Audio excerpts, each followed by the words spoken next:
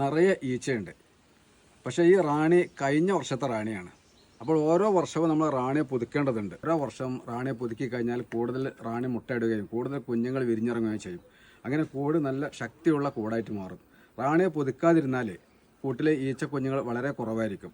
അപ്പോൾ ഇപ്പോൾ ഇവിടെ ചെയ്യുന്നത് ഈ തനിച്ചക്കൂട്ടിലെ റാണിയെ കൊന്നു കളഞ്ഞ് പുതിയ റാണി സെല്ല് ഇതിലേക്ക് വെച്ച് കൊടുക്കുകയാണ്. മറ്റൊരു കൂട്ടിലെ റാണി സെല്ല് റെഡി ആയിട്ടുണ്ട്, വിരിയാനായ റാണി സെല്ല്. ആ റാണി സെല്ല് ഈ കൂട്ടിനകത്ത് വെച്ച് കൊടുക്കും. ഇതിലുള്ള പഴയ റാണി കഴിഞ്ഞ വർഷത്തെ റാണിയാണ്. ഈ റാണിയെ കൊന്നു കളയും ചെയ്യും. അതോടൊപ്പം മറ്റൊരു പണി ചെയ്തത് ഈ കൂട് രണ്ടായിട്ട് വിഭജിച്ചിട്ടുണ്ട്. അതിലൊന്നാണത്. 3 ഫ്രെയിം എടുത്തിട്ട് 4 ഫ്രെയിം എടുത്തിട്ട് അതിലേക്ക് വെച്ചിട്ടുണ്ട്.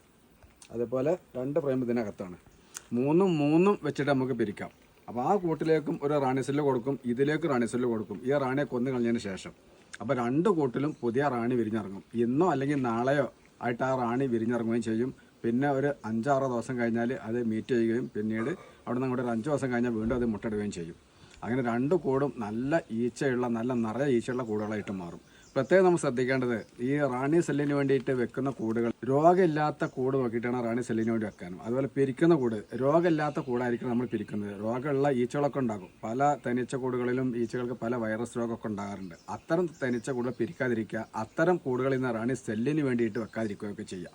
നമ്മൾ റാണിയെ തിരഞ്ഞ് കണ്ടെത്തിയിട്ട് ആ റാണിയെ പിടിച്ചിട്ട് അതിനെ കൊന്നുകളയാണ് ചെയ്യുക.